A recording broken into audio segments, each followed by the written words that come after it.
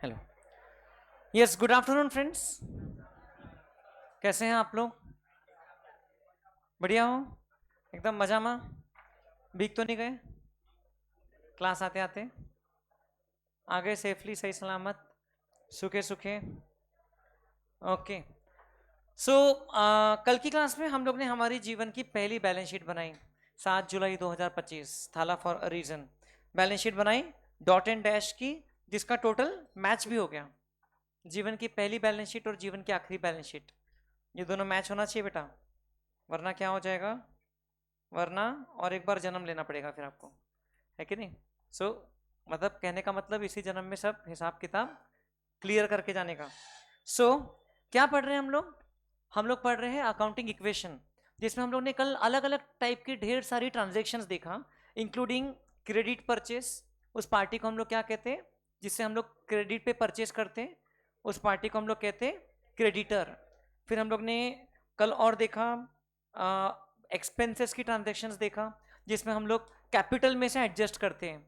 हम लोग ने देखा कि गुड्स को अगर सेल करते हैं तो उसका जो प्रॉफिट एलिमेंट है वो कैपिटल में ऐड होता है, और cost of goods sold goods में से माइनस होता है, और जो अमाउंट मिलता है हम लोगों को वो कैश में ऐड होता है, if it is a cash cell. फिर हम लोगों ने लोन की ट्रांजेक्शन देखा। Every receipt is not an income. Every time you receive the money, it is not your income or revenue. And every time you pay the money, it is not your expense. ये हम लोग ने देखा कल की class में। जब भी हम पैसा देते हैं तो जैसे हमने फर्नीचर खरीदा था तो वो हमारा एक्सपेंस नहीं था, ये था हमारे लिए क्या था? इसको हम लोग बोलते हैं कैपिटल एक्सपेंडिचर। इसको शॉर्ट में कैपेक्स बोलते हैं ऐसा, बट हम लोग उसको फुल फॉर्म में ही बोलेंगे, it is called as capital expenditure. So basically कल हम लोग ने नए कॉन्सेप्ट दो तीन अलग अलग पढ़े। एक था capital expenditure versus revenue expenditure. Capital expenditure मतलब जब हमको एज एन एंटिटी हमको कोई फिक्स्ड एसेट्स मिल रहे हैं तो उसको हम लोग बोलते हैं कैपिटल एक्सपेंडिचर, राइट? जब हमको कोई गुड्स सर्विसेज या बेनिफिट मिल रही है तो उसको हम लोग बोलते हैं एक्सपेंस या रेवेन्यू एक्सपेंडिचर, राइट? मैं अगर कार खरीदता हूं तो वो कार मेरे लिए है कैपिटल एक्सपेंडिचर, बट वो कार में मैं पेट्रोल डालता हूँ, पेट्रोल का पैसा देता हूँ, that is my revenue expenditure. समझ रहे क्या? तो ये आप इसके ढेर सारे एग्जाम्पल खुद ही सोच सकते हैं, capital expenditure and revenue expenditure. जो हम लोग ने कैप्स ने ये टी शर्ट्स खरीदी आपको प्रोवाइड करने के लिए, सोच के बताना। कैप्स ने जो टी शर्ट्स खरीदी आपको प्रोवाइड करने के लिए, ये कैप्स के लिए क्या है? कैपिटल एक्सपेंडिचर या revenue expenditure? Revenue expenditure. Caps ने जो आप लोगों से फीस चार्ज किया वो कैप्स के लिए क्या है? कैपिटल एक्सपेंडिचर या रेवेन्यू एक्सपेंडिचर? फीस चार्ज किया आपसे, वो क्या है? कैपिटल एक्सपेंडिचर या रेवेन्यू एक्सपेंडिचर? बेटा वो एक्सपेंडिचर है ही नहीं, वो क्या है कैप्स के लिए? रेवेन्यू। कैप्स जो सर्विसेज प्रोवाइड कर रहे हैं उस चीज के लिए कैप्स ने फीस चार्ज किया, हर चीज एक्सपेंडिचर थोड़ी ना रहेगी। समझ रहे हो क्या? कैप्स ने आपको प्रोवाइड करने के लिए जो बैग खरीदी, बैग जो आपको मिली है, वो कैप्स के लिए क्या है? रेवेन्यू एक्सपेंडिचर, क्योंकि रेवेन्यू कमाने के लिए डायरेक्ट वो खर्चा किया। बट आपको सर्विसेज देने के लिए कैप्स ने ये कैमरा खरीदा, ये क्या है? ये है कैपिटल एक्सपेंडिचर, बिकॉज इसको साल दर साल कैप्स यूज करने का इंटेंशन रखता है एज अ फिक्स्ड एसेट। समझ आ रहा है क्या? अब हम लोग ये चीजों को आगे बढ़ाते हैं। आपकी लिस्ट ऑफ ट्रांजेक्शन्स में से मैक्सिमम ट्रांजेक्शन्स तो हम लोग ने देख लिया था, अभी और भी देखते हैं। आपका अकाउंटिंग इक्वेशन कहाँ तक के पहुंचे? यहाँ तक के पहुंच गया था कल, जिसकी हम लोग ने बैलेंस शीट भी बना डाली थी। अब उसी को आगे बढ़ाते हैं। ओके, कुछ और नए नए टाइप के ट्रांजेक्शन्स करते हैं, जिसके थ्रू मैं आपको कुछ इंपॉर्टेंट कॉन्सेप्ट समझाना चाहता हूँ। लेट अस सी। तो ये जो है कैश गुड्स बैंक फर्नीचर, यहां पर मैं लिख लेता हूं, मैं कंटिन्यू करता हूं इसको न्यू पेज पे। So cash goods bank balance furniture,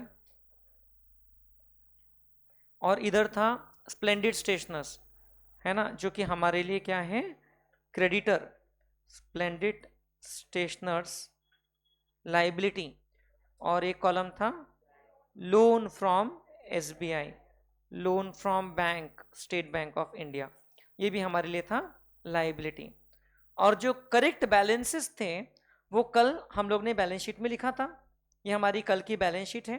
मैं इस बैलेंस शीट के आगे ही इस फाइल को रखता हूँ। Yes, so there we go. हमारे बैलेंसेस थे 2 लाख, 10 लाख, 48 लाख, 10,000, 2 लाख।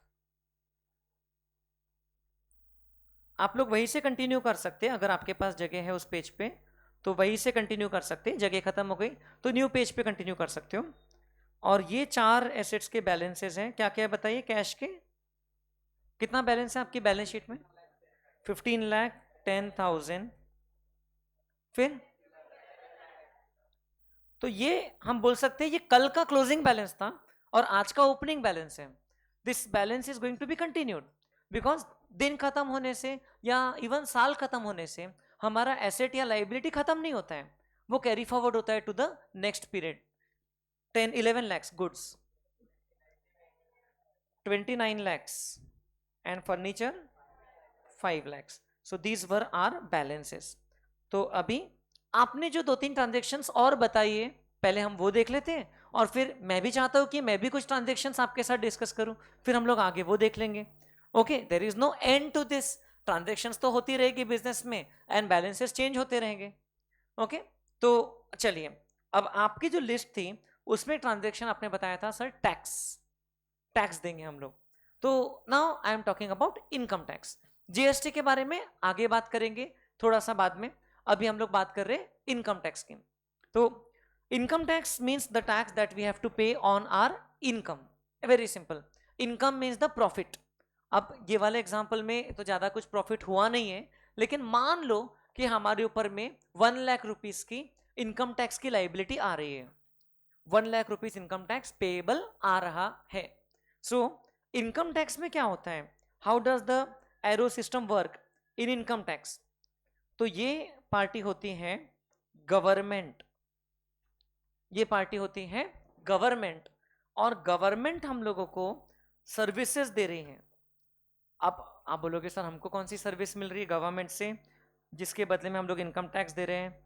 सो basically tax is a mandatory charge that we have to pay to the government if you are earning a certain amount of income, है ना। अगर आप सिर्फ बेसिक एग्जेम्पशन लिमिट से कम कमाते हो तो आपको टैक्स नहीं लगेगा। इस साल से बेसिक एग्जेम्पशन लिमिट कितनी हो चुकी है? नहीं। Anybody else? नहीं। इस साल से फाइनेंशियल ईयर 25-26 से बेसिक एग्जेम्पशन लिमिट जो अमाउंट तक के नील टैक्स लगता है, it is 4 lakh, 4 lakhs. Basically individual के लिए बता रहा हूं मैं, कंपनीज और पार्टनरशिप फर्म के लिए बेसिक लिमिट नहीं होती है। 0 to 4 लाख टैक्स रेट रहता है नील, 4 to 8 लाख टैक्स रेट रहता है 5%। अभी जो इस साल के स्लैब्स हैं 8 to 12 लाख 12%, 10%। 12 to 16 लाख, आपको ये सब याद नहीं रखना, इसे जनरल नॉलेज के लिए बता रहा हूँ, अकाउंट्स के पेपर में नहीं आएगा। फिर 16 लाख टू 20 लाख 20%, 20 लाख टू 24 लाख की इनकम है आपकी तो 25%, एंड अगर आपकी इनकम 24 लाख से ज़्यादा है तो उस इनकम पे 30%। These are the slab rates in the new regime of income tax. Income tax में एक ओल्ड स्कीम चलती है और एक न्यू स्कीम चलती है।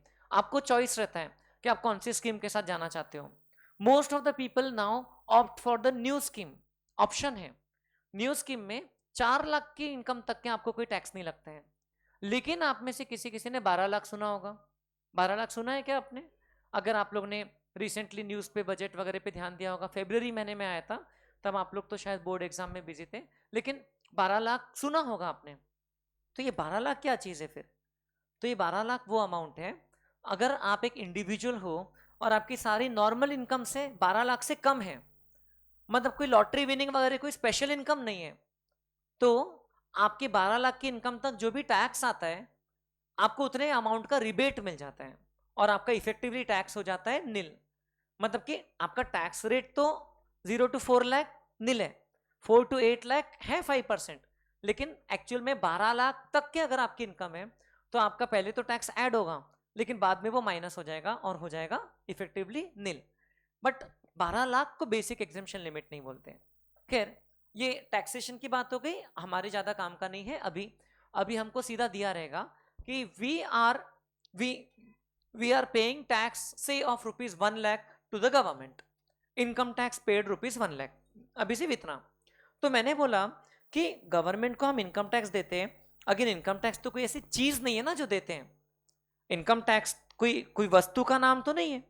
अब इनकम टैक्स अगेन मान लो कि हम लोग हमारे बैंक अकाउंट से दे रहे हैं।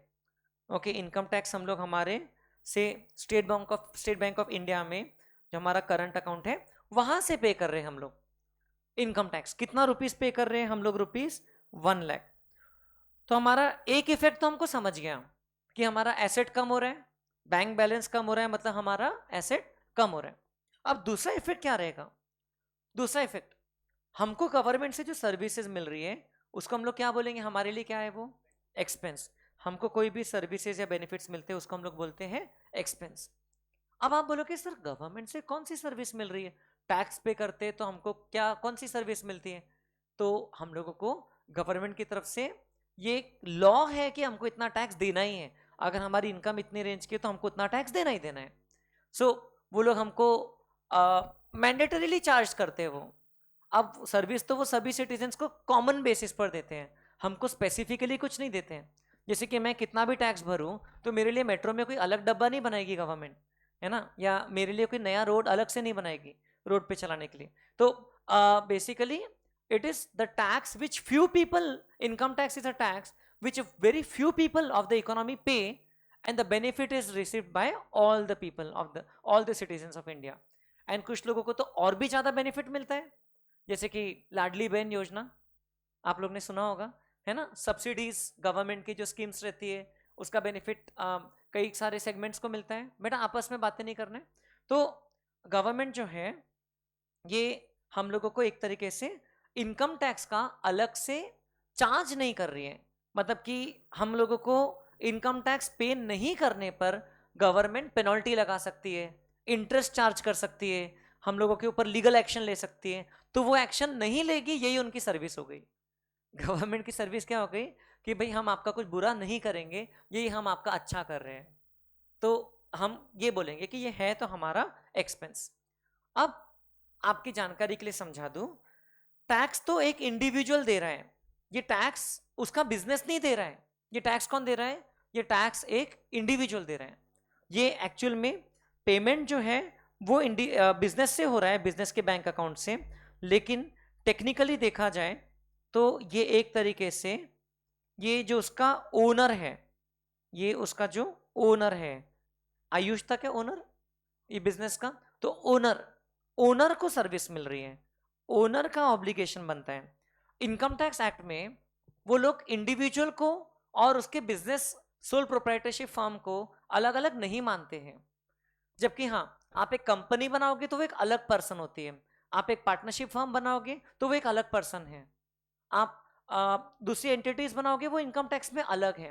पार्टनरशिप फर्म और उसके पार्टनर अलग अलग माने जाते हैं, लेकिन एक इंडिविजुअल और वो इंडिविजुअल का private I mean sole proprietorship business जिसका वो इकलौता ओनर है, तो वो बिजनेस को अलग पर्सन नहीं मानते। वो बिजनेस का अपने नाम पे अलग से पैन नहीं होता है। समझ रहे क्या? तो हम बोलते हैं कि ये गवर्नमेंट को हमारे बिजनेस के बैंक अकाउंट से पेमेंट मिल रहा है, जिसके बदले में गवर्नमेंट ओनर को सर्विस दे रही है। क्या सर्विस दे रही है? ओनर की ऑब्लिगेशन को सेट ऑफ कर रही है। ओनर की जो टैक्स पेएबल ऑब्लिगेशन थी वो खत्म हो रही। सो अगर इनकम टैक्स पे किया, सो it is just like amount withdrawn by the owner for personal expenses. ये इनकम टैक्स ओनर का पर्सनल एक्सपेंस माना जाता है, इनकम टैक्स ओनर का बिजनेस एक्सपेंस नहीं है। If we are talking in 11th standard, so income tax is a personal expense. In standard 12th, we will be talking about company form of assessing. तो company जो होता है, company अगर income tax देती है तो वो कंपनी की ऑब्लिगेशन है, कंपनी के लिए बिजनेस एक्सपेंस होता है। बट इंडिविजुअल के लिए ये क्या होता है? Personal expense. और हम लोगों को 11th में इंडिविजुअल का ही पढ़ाई करना है। आगे के साल में मैं आगे और कुछ एडवांस चीजें रहेगी वो समझाते जाऊंगा जब जब आएगा। समझ में आ रहा है क्या?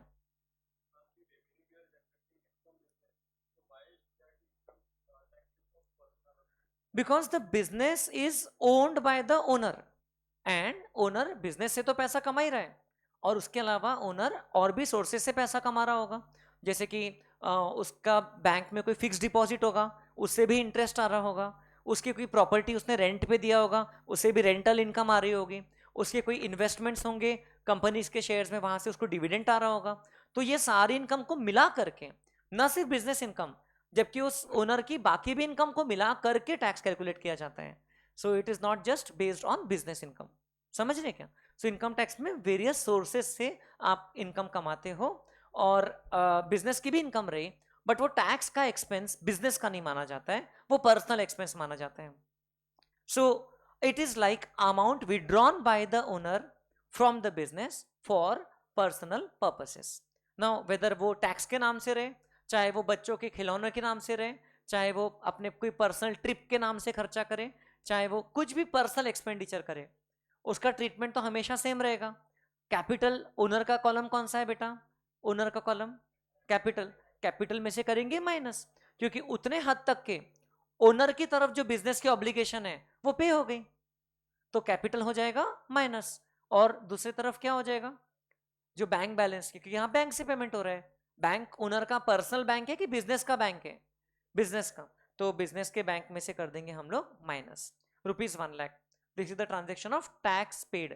Tax in our context generally word tax paid will be construed as income tax paid.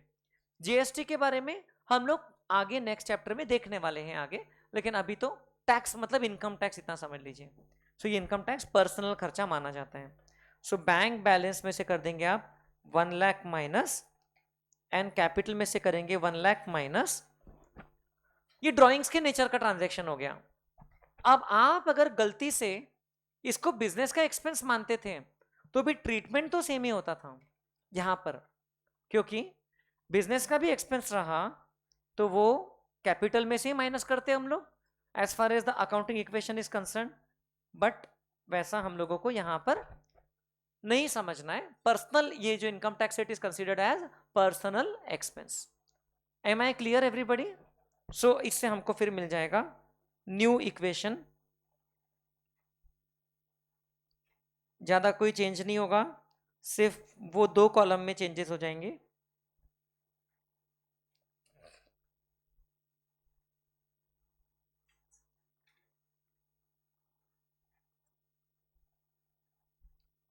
$48,10,000 minus 1,00,000।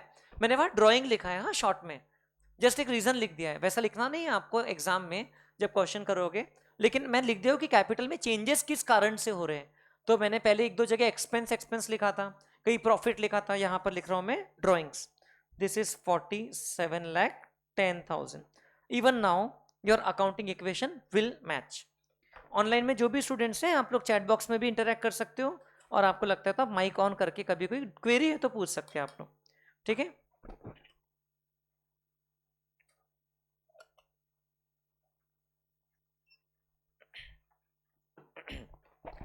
तो ये हो गया ट्रांजेक्शन, कौन सा ट्रांजेक्शन? टैक्स पेड वाला transaction. We have paid the tax, income tax paid. Okay, आप लोग ने छेड़छाड़ी नहीं करना है बेटा कोई भी इक्विपमेंट से, नहीं नहीं उसने बोला तो भी नहीं करना है, ठीक है? आपको कुछ लगता है तो नीचे ऑफिस में बोल दो, वो कर लेंगे आके। चलिए अभी एक नेक्स्ट ट्रांजेक्शन की बात करते हैं। आपने बोला इंटरेस्ट, अगर हम लोग ने बैंक लोन लिया तो हमें उस पर इंटरेस्ट ऑब्लिगेशन भी आएगा। तो यू आर राइट, बैंक हमको लोन फ्री में तो नहीं देती है, बैंक बदले में क्या मांगेगी हमसे? इंटरेस्ट। सो ये काफी इजी रहेगा, कोई चिंता का विषय नहीं है खास। ये बैंक है, बैंक ने हमको सर्विसेज दिया, बैंक ने हमको दिया service, benefit of using their money. उसके बदले में, ये कौन सी बैंक है? ये एसबीआई, जिससे हमने लोन लिया है, और उसके बदले में एसबीआई हमको बोलती है कि आपका जो करंट अकाउंट है उसमें से आप हमें कुछ इंटरेस्ट पे कर दो। So bank has given us the services और benefit. Which type of service? Service और benefit of using money. Whose money? Banks money. They have given to us on loan. जितने समय तक के लोन रहेगा उतने समय का इंटरेस्ट लगेगा। अब अभी तो हम लोग बहुत सिंपलिस्टिक एग्जांपल ले रहे हैं। ये हमारा लोन का अमाउंट कितना था? 10 लाख रुपए का। तो 10 लाख पे मान लो 12% का रेट है। 10 लाख का 12%, 1,20,000, ये साल भर का इंटरेस्ट हो गया। बट मान लो बैंक हमसे हर महीने के महीने इंटरेस्ट मांगती है, तो 1,20,000 तो 12 महीने का है, एक महीने का कितना? 10,000। समझ रहे क्या?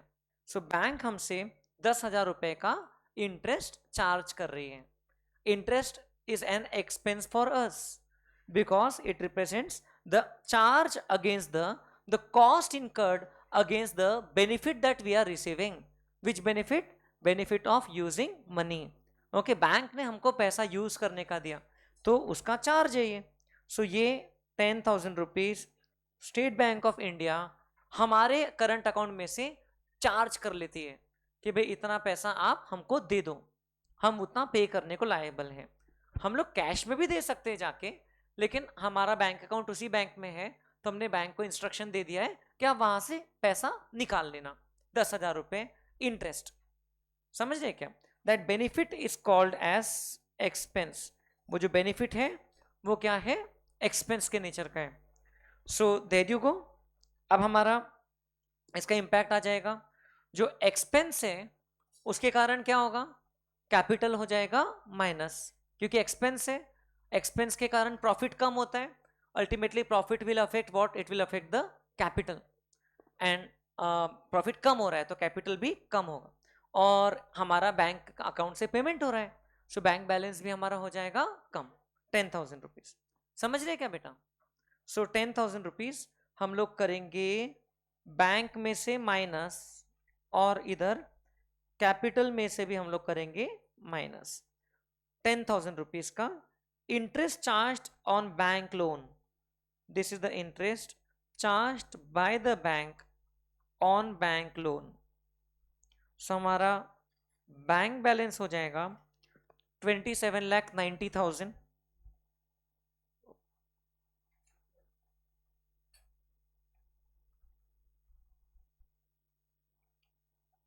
और कैपिटल का बैलेंस हो जाएगा ₹47,00,000।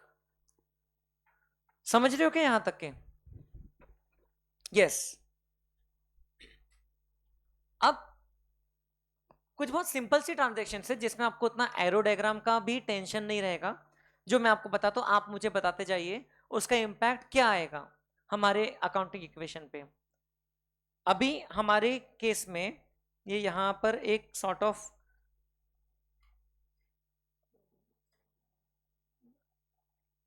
ये थिक लाइन है, हाँ, इसके इस तरफ में लाइबिलिटीज है, लेफ्ट हैंड साइड में एसेट्स हैं। अब आप मुझे ये बताइए कि अगर मैं स्प्लेंडिड स्टेशनर्स को अगर से 50,000 रुपीज पे कर देता हूं तो इसका इंपैक्ट, और कैश में पे करता हूं, इसका इंपैक्ट क्या आएगा? कौन से कॉलम में कितना आएगा? कैश होगा 50,000 से माइनस, और कैपिटल लाइबिलिटीज गुड्स किधर? Splendid stationers. स्प्लेंडिड स्टेशनर्स की तरफ हमारी जो ऑब्लिगेशन है वो हो जाएगी 50,000 से माइनस। अंडरस्टैंडिंग? सो अगर एरो डायग्राम बनाना भी पड़े तो बहुत इजी सा बनाओगे आप। क्या बनाओगे? बना लोगे क्या आराम से? क्या बनाओगे? आप करोगे डॉट एंड डैश और दूसरी तरफ स्प्लेंडिड स्टेशनर्स, राइट? आप बोलोगे ये स्प्लेंडिड स्टेशनर्स जिन्होंने हमको पहले गुड्स सप्लाई किया था, ये हमारे क्रेडिटर्स हैं, हम उनको कैश दे रहे हैं, दैट्स इट। हमारी स्प्लेंडिड स्टेशनर की तरफ जो लाइबिलिटी थी वो हो रही है माइनस, और कैश नाम का जो एसेट है वो भी हो रहा है माइनस। आ रहा है क्या समझ में? बस सिंपल सा ट्रांजेक्शन है, इजी। सो इसका इफेक्ट आप लोग ने ऑलरेडी ले लिया, कैश के कॉलम में माइनस और उधर स्प्लेंडिड स्टेशनर के कॉलम में minus. Payment made to a creditor, हम लोग ने क्रेडिटर को पेमेंट किया। सो अभी तक के जितनी हमने ट्रांजेक्शन्स किया उससे आपको इफेक्ट समझ में आ रहे हैं चीजों का? Things are easy till now? Yes. तो इसका बैलेंस कितना हो जाएगा हमारा? फिर न्यू इक्वेशन आ जाएगा,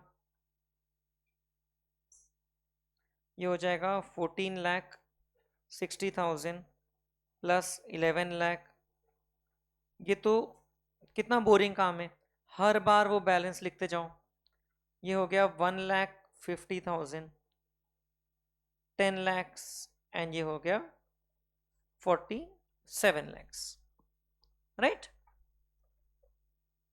अब देखिए, अब मैं आपको नई नई ट्रांजेक्शन्स बताते जाऊंगा, फिर हम लोग एक एक करके उसका इफेक्ट समझते जाएंगे। सो इससे बहुत सारे न्यू न्यू कॉन्सेप्ट इंट्रोड्यूस होंगे। जैसे अभी टैक्स का कॉन्सेप्ट एक आ गया, आज इंटरेस्ट का कॉन्सेप्ट आया, इंटरेस्ट कैसे खर्चा होता है हमारे लिए। फिर ये तो चलो इजी था, payment made to a creditor, तो कोई डिफिकल्ट नहीं था। क्रेडिटर का बैलेंस क्रिएट हुआ था जब हमने उससे गुड्स खरीदा था, और उसमें से कुछ बैलेंस सेटल हो गया जब हमने उसको पेमेंट किया। लेकिन जितना पेमेंट किया उतना ही सेटल हुआ, अभी उसके अकाउंट में अभी भी 1,50,000 का बैलेंस बचा है। इतना पेमेंट करने का लायबिलिटी हमारी तरफ से बचा है। Are you all understanding what is going on till here? कोई कंफ्यूजन है अभी तक के? All good? ठीक है। अब पहले लिस्ट बना दूं, क्या क्या करेंगे कि एक एक करके बताते जाऊं? कैसा करना है? लिस्ट बना के करना है कि एक एक करके जो भी आ रहा है करते जाए? लिस्ट, तो चलो लिस्ट बना लेते हैं। अपन लोग ने इधर आपने जो बताई थी वो ट्रांजेक्शन्स थी, इसमें मैंने ट्रांसपोर्ट एक्सपेंस छोड़ के बाकी सारे करा दिया था। Transport expense will be similar to any other expense, ठीक है? अब मैं कुछ ट्रांजेक्शन्स करवा देता हूँ। एक ट्रांजेक्शन रहेगा क्रेडिट सेल, हमने गुड्स को क्रेडिट पे बेचा। एक ट्रांजेक्शन रहेगा सेल्स रिटर्न, हमने जो गुड्स को बेचा वो रिटर्न आ रहे हैं। एक ट्रांजेक्शन रह सकता है परचेज रिटर्न, तो हो सकता है लेकिन चलो कर लेंगे अपन, उसमें क्या है, आपके लिए कोई बात है क्या?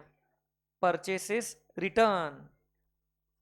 फिर एक ट्रांजेक्शन हो सकता है इंटरेस्ट ऑन कैपिटल, एक ट्रांजेक्शन हो सकता है इंटरेस्ट ऑन कैपिटल, इसके बाद लूंगा commission,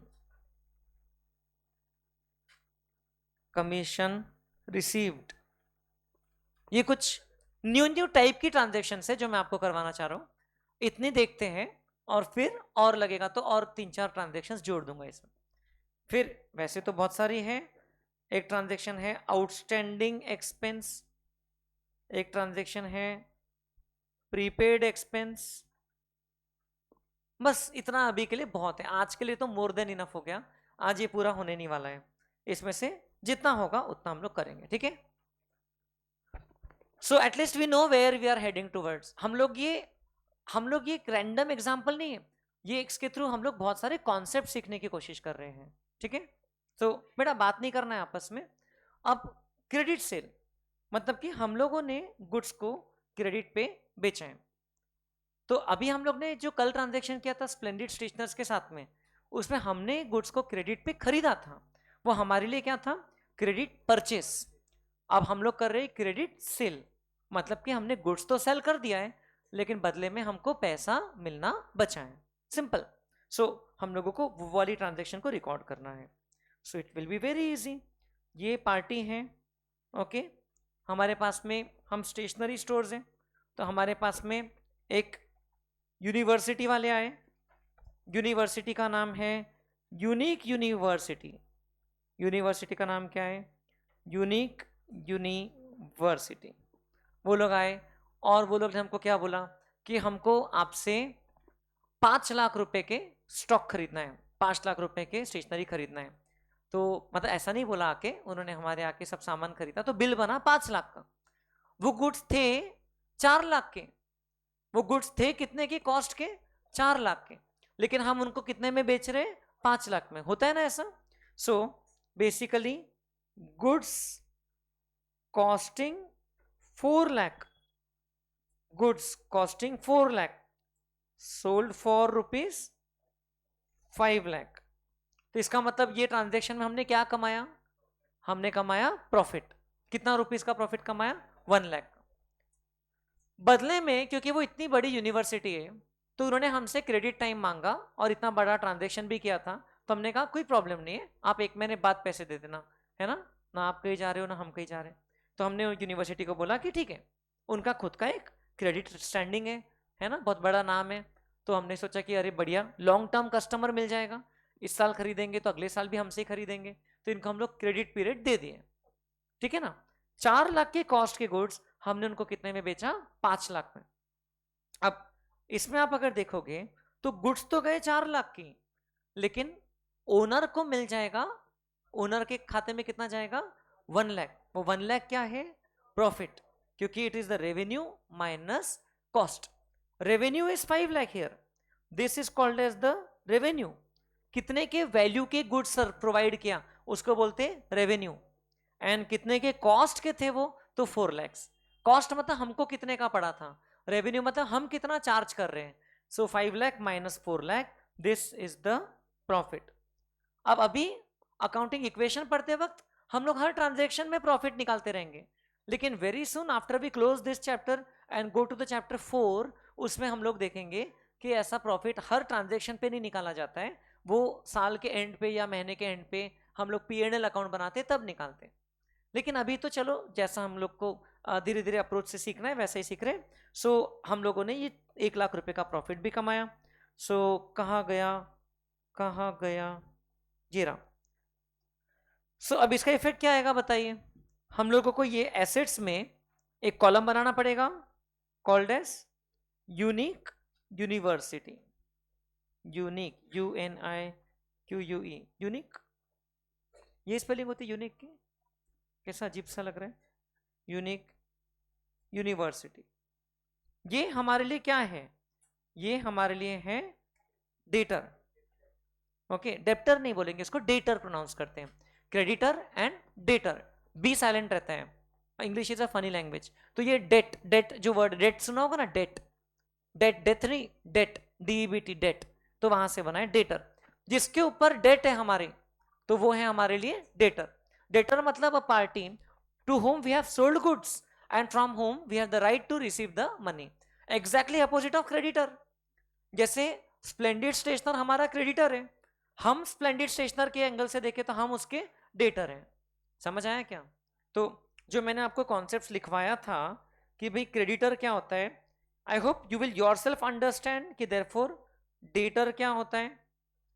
debtor is the buyer of goods from whom the payment is pending. Debtor क्या होता है, debtor is the buyer of goods, जिसको हम लोग ने गुड्स बेचा, जिससे हमको पैसे मिलना बचा है, from whom the payment is pending. तो buyer of goods from whom the payment is pending, this is debtor. और आज हम लोग ने कॉन्सेप्ट्स के नाम पे एक तो टैक्स वाला कॉन्सेप्ट देखे, इनकम टैक्स वाला, और एक हम लोग ने बात किया इंटरेस्ट की। इंटरेस्ट भी हमारे लिए किस तरीके से एक्सपेंस होता है। आज जो हम लोग कुछ कॉन्सेप्ट देख रहे हैं 8 जुलाई, ये कॉन्सेप्ट्स हैं,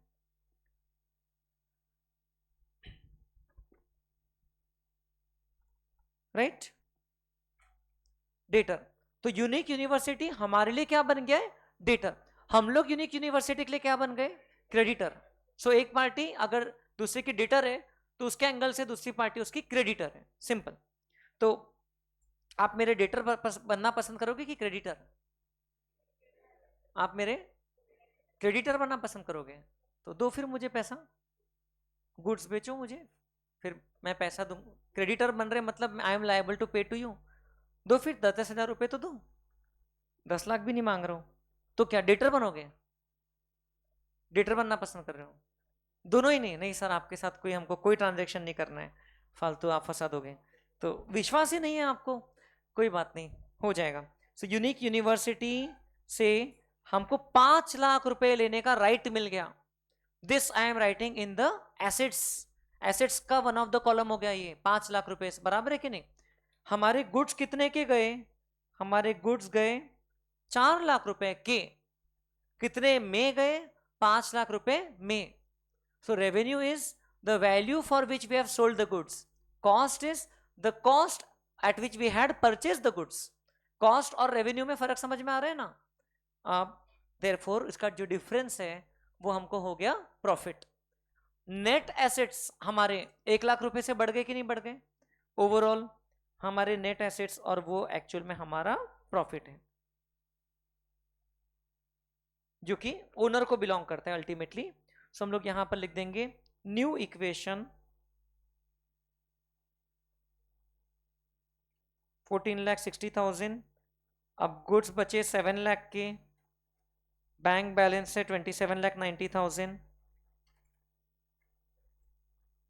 5 लाख 5 लाख. अब ये बढ़ती जा रही है चीजें, 10 lakh 10 lakh and 48 lakhs. Understanding this example everybody till now?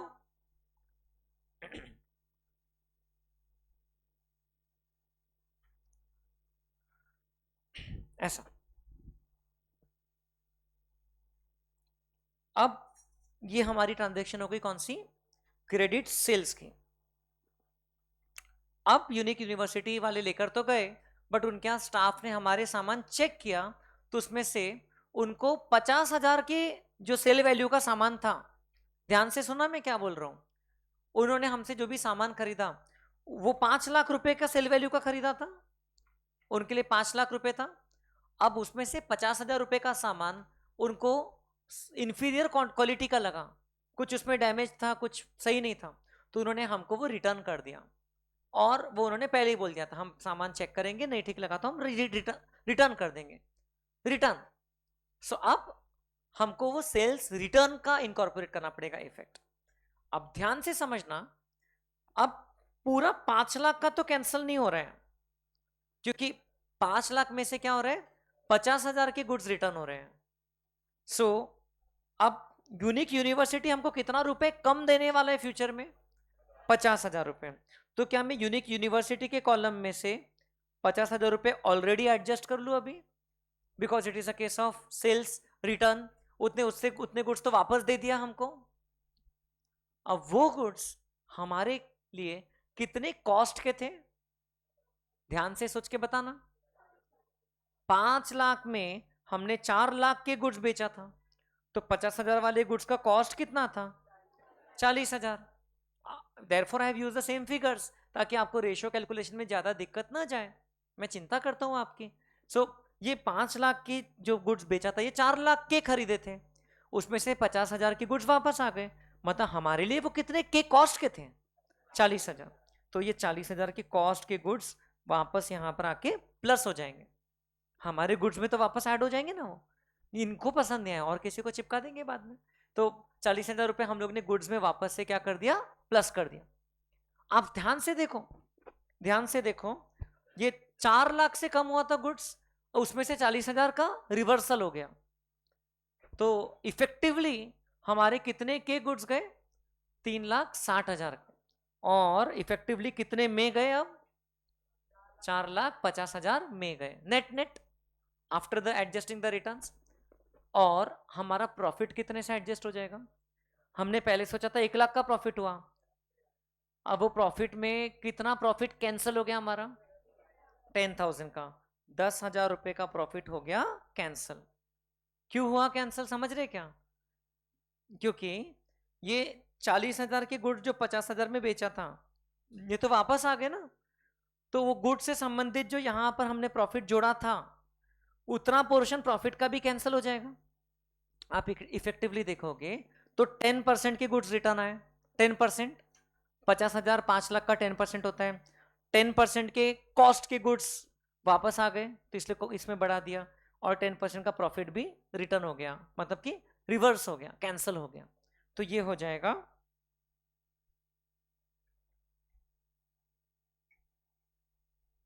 समझ रहे. सो ये 14,60,000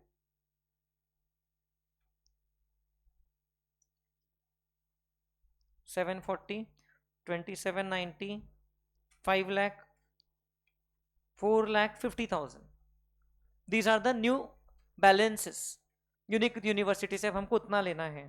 this is a transaction of sales return to the extent of 50,000।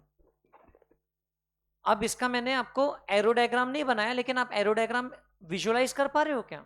जो पिछले वाले का एरो डायग्राम था उसमें एग्जैक्टली रिवर्सल, उसमें एरो यूनिक यूनिवर्सिटी को हमने गुड्स दिया था, अब इसमें यूनिक यूनिवर्सिटी गुड्स हमको वापस कर रही है, उसी का कैंसलेशन। और देयरफॉर बाकी प्रॉफिट में से भी 10,000 हमने कम कर दिया,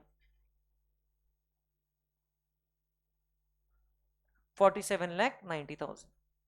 इस तरीके से हमारा रिकॉर्ड चलते रहेगा चलते रहेगा। अब देखो इतनी सारी ट्रांजेक्शन्स हो गई। अब हमको अगर कोई भी बोले कि स्प्लेंडिड स्टेशनर को कितना पैसा देना बचा है, तो हमको दिख जाएगा 1,50,000। बैंक लोन कितने रुपए की है? 10 लाख। सब दिख रहा है वहां पर डायरेक्ट डायरेक्ट, ठीक है, एवरीथिंग इज अवेलेबल। कैश कितनी है? तो 14,60,000। So this is the best part about accounting, we are following the double entry system.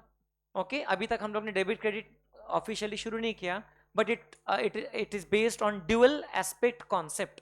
Dual aspect concept कल नाम बताया था आपको मैंने। सो ड्यूअल एस्पेक्ट कॉन्सेप्ट पे बेस्ड है हमारा ये पूरा फंडा अकाउंटिंग इक्वेशन का कॉन्सेप्ट।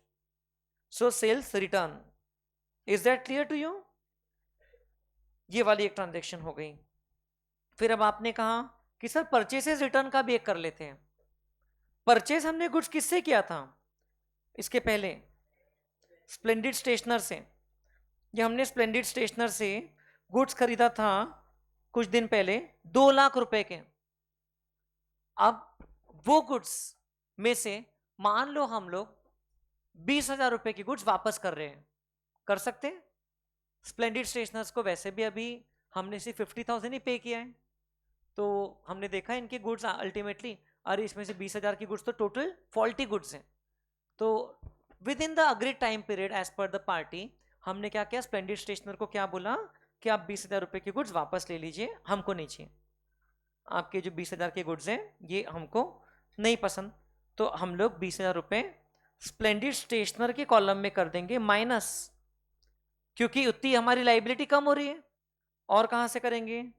गुड्स के कॉलम में कर देंगे माइनस।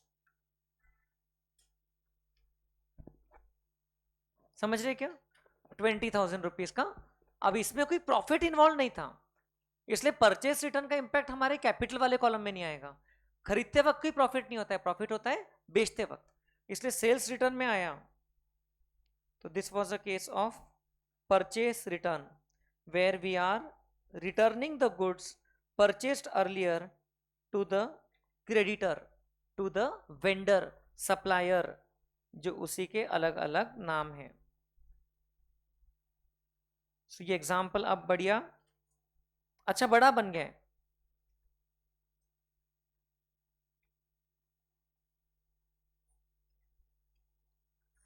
सबका ध्यान चला गया होगा अभी तक के। Our objective is not to just prepare any accounting equation and just keep on adding transactions and solve.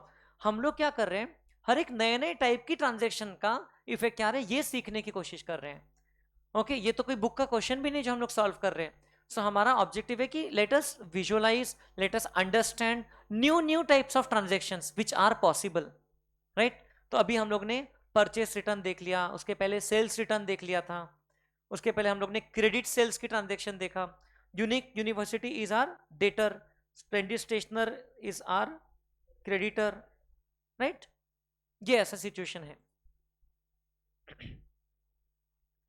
अब आपको और भी मैंने कोई ट्रांजेक्शन्स लिख करके बताया कि ये भी करना चाहिए हम लोगों ने। देखते हैं यहां तक के सब साथ में है, आप लोग सब समझ रहे हैं क्या? ये रही हमारी लिस्ट। नेक्स्ट ट्रांजेक्शन है कमीशन रिसीव्ड। कमीशन रिसीव्ड मतलब कि आप बताइए, कमीशन हमको मिल रहा है मतलब क्या मिल रहा है हमको? कमीशन रिसीव्ड आप बताइए, आपको क्या समझ में आ रहा है? अगर मैं इतना बोलूं commission received ₹40,000, what do you mean by that? Money, cash received. Okay, हमको पैसा मिल रहा है 40,000। अब कमीशन क्या चीज होती है? Anybody? Commission, what is commission? Yes, हम लोग कोई सर्विस दे रहे हैं किसी को, जनरली स्पीकिंग एजेंसी सर्विसेज, उसके बदले में जो हम चार्ज करते हैं उसको बोलते हैं हम लोग कमीशन। तो यहां पर क्या हो रहा है कि हमको कोई पार्टी, मैंने देखो सेल्स रिटर्न और परचेस रिटर्न का एरो डायग्राम नहीं बनाया है, आप चाहिए तो आपकी नोटबुक में आप बना सकते हो, और आपको उसमें कोई कंफ्यूजन है तो आप पूछ भी सकते हो, it's not going to be very complicated, right. इसका सेल्स और परचेसेस का एग्जैक्ट उल्टा एरो रहेगा। अब ये हमने क्या किया, किसी को सर्विसेज दिया और बदले में हमने कैश लिया। जनरली एजेंसी सर्विसेज, हम लोग किसी के लिए कुछ काम करके देते हैं तो उसका हम उससे क्या चार्ज कर सकते हैं, कमीशन। हमने किसी को सर्विसेज दिया और उसके बदले में हमने उससे कैश लिया, तो that is towards commission. So services दिया, कैश लिया। सर्विस, कौन सी सर्विस हो सकती है, it can be any agency service और any service. Commission is just a representative for any kind of income.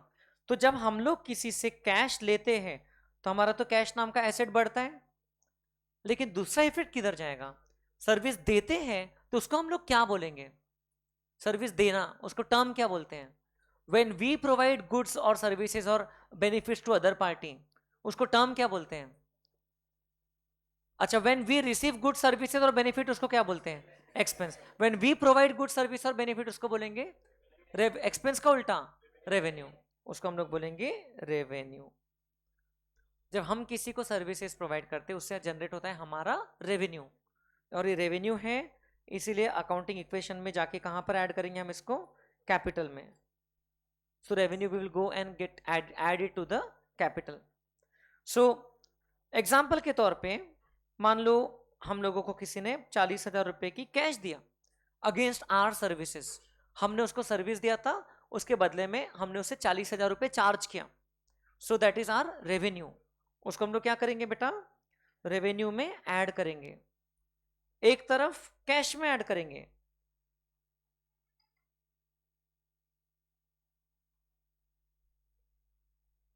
और दूसरा इसका इफेक्ट कहां पर जाएगा, कैपिटल में।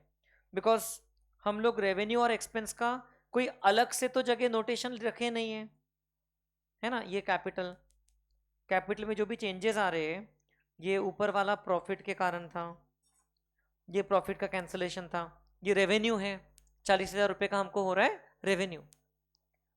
14,60,000 प्लस 40,000 कैश हो गई 15 लाख।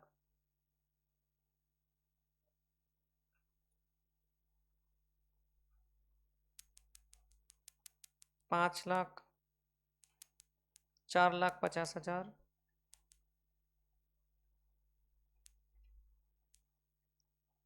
48,30,000।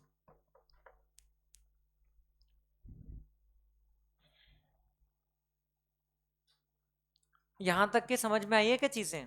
सो बहुत सारी अलग अलग चीजें हुई है।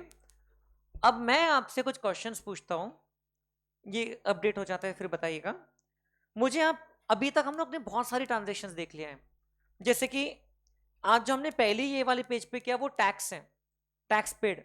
इसका एक इम्पैक्ट एसेट्स पे आया, एसेट रिड्यूस हो रहा है, और दूसरा इम्पैक्ट कैपिटल पे आया, कैपिटल रिड्यूस हो रहा है। फिर हमने एक्सपेंस किया कोई इंटरेस्ट वाला, इंटरेस्ट का एक इम्पैक्ट अगेन कोई एसेट पे आया, और दूसरा इम्पैक्ट कैपिटल पे आया, एक्सपेंस है इसलिए। देन हम लोग ने क्रेडिटर को पे किया, तो इसमें एक एसेट माइनस हुआ और एक लाइबिलिटी माइनस हुई। हम लोगों ने ये गुड्स को रिटर्न किया, तो इसमें भी एसेट माइनस हुआ और लाइबिलिटी माइनस हुई, राइट।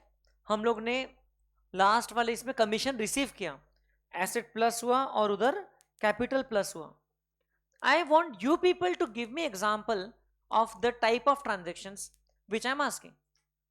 पहला, आप मुझे हाथ उठा के एग्जाम्पल बताएंगे। नहीं नहीं, मैं अभी पूछ रहा हूं, क्वेश्चन तो पूछने दो। सो क्वेश्चन ये है कि मुझे ऐसी ट्रांजेक्शन का एग्जाम्पल दीजिए जिसमें एसेट प्लस होगा और लाइबिलिटी भी प्लस होगी, anybody, and it is done. हम लोग ने किया ऐसा कोई ट्रांजेक्शन, आज नहीं तो पहले की क्लास में। Yes, loan taken from bank, right. एक तरफ हमारा बैंक बैलेंस बढ़ा और दूसरी तरफ हमारा लोन का बैलेंस बढ़ा, समझ रहे हो, ऐसा क्वेश्चन बताइए। गुड्स क्रेडिट पे लिया तो, गुड्स अगर क्रेडिट पे लिया तो एसेट बढ़ेगा और दूसरी तरफ लाइबिलिटी बढ़ेगी। मतलब समझ रहे हैं क्या आपको मेरा क्वेश्चन? नेक्स्ट केस पूछता हूं मैं आपको, एक ऐसा एग्जांपल बताइए जिसमें एक एसेट बढ़ रहा है लेकिन एक एसेट कम हो रहा है। Yes, goods purchased for cash, correct. Goods बढ़ रहा है, कैश कम हो रही है। और कोई example? Money withdrawn from bank account,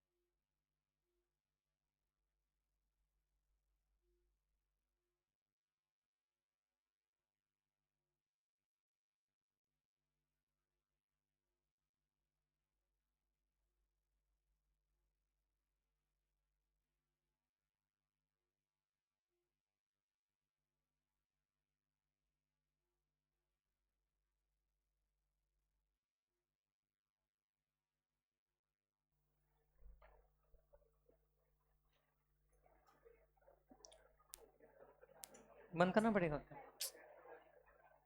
आगे।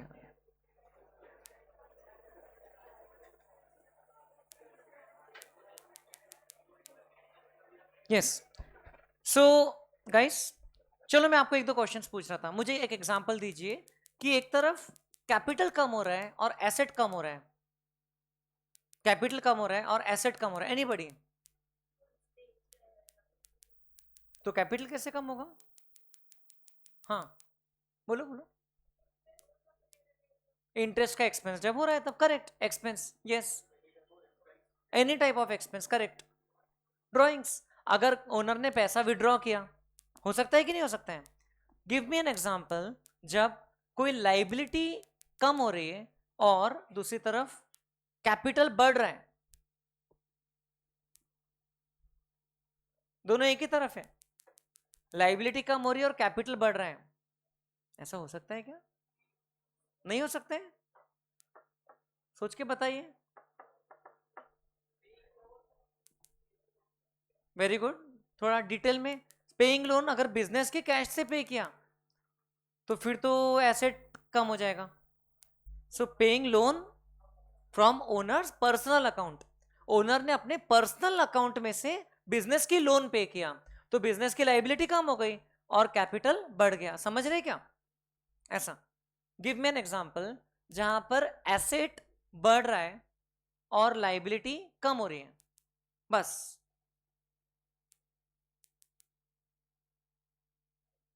कोई एक एसेट बढ़ रहा है और कोई लाइबिलिटी कम हो रही है।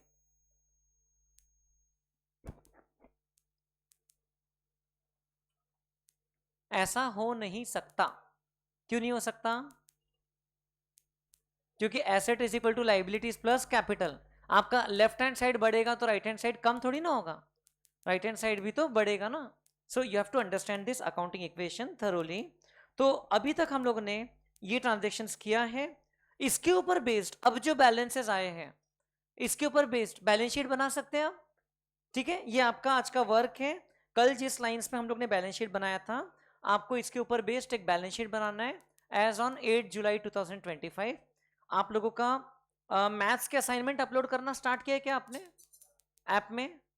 आप में से कई लोगों को पता नहीं होगा कैसे करना है, क्या करना है, तो मैं समझा दे रहा हूं। आप लोगों का कैप्स लर्निंग का ऐप है, जिसमें सबसे पहले तो जाके देख लो आप लोग एक्सेस कर पा रहे हो कि नहीं, ऑफिस में जाके सॉर्ट आउट कर लो सब। अब उसमें आपका एक 11 सीबीएसई अकाउंट्स इवनिंग बैच करके, जिसमें ऑलरेडी बहुत सारे स्टूडेंट एडेड है, उसमें मैंने अभी तक एक भी असाइनमेंट नहीं दिया है। उसमें असाइनमेंट टैब होता है, तो असाइनमेंट में मैं अभी असाइनमेंट क्रिएट करूंगा, वहां पर जाकर के आपको इमेज या पीडीएफ अपलोड करना है जो भी आपने सॉल्व किया उसका। और ये जो आपको आज मैं काम दे रहा हूं, ये आपको अपने असाइनमेंट नोटबुक में करना है, not in your regular notebook, in your assignment notebook, जिसमें आपको क्या क्या लिख, बेटा सुन लो, इंपॉर्टेंट बात बता रहा हूं, बाद में भारी जाएगी। डेट, ओके, अभी तो क्वेश्चन नंबर पेज नंबर कुछ नहीं है। So balance sheet of dot and dash as on 8 July, बस इतना आपको आज बना करके अपलोड करना है। It will take hardly 5 minutes, ठीक है, उतना करना है। कौन सी स्टेज का करना है बेटा, कौन सी स्टेज का बैलेंस शीट बनाओगे, ये वाली, ये है कि हमारी फाइनल स्टेज, अभी यहां तक की इतनी बैलेंस शीट करना है। करोगे ट्राई? और किसी को कुछ डाउट लगता है तो मुझे पूछ सकते हो। iOS के लिए है क्लास प्लस नाम का ऐप, और उसमें कोड वगैरह लगता है, ऑर्गेनाइजेशन कोड, तो वो सब आपको ऑफिस में पूछना है सचिन सर को, ठीक है बेटा। चलिए, थैंक यू।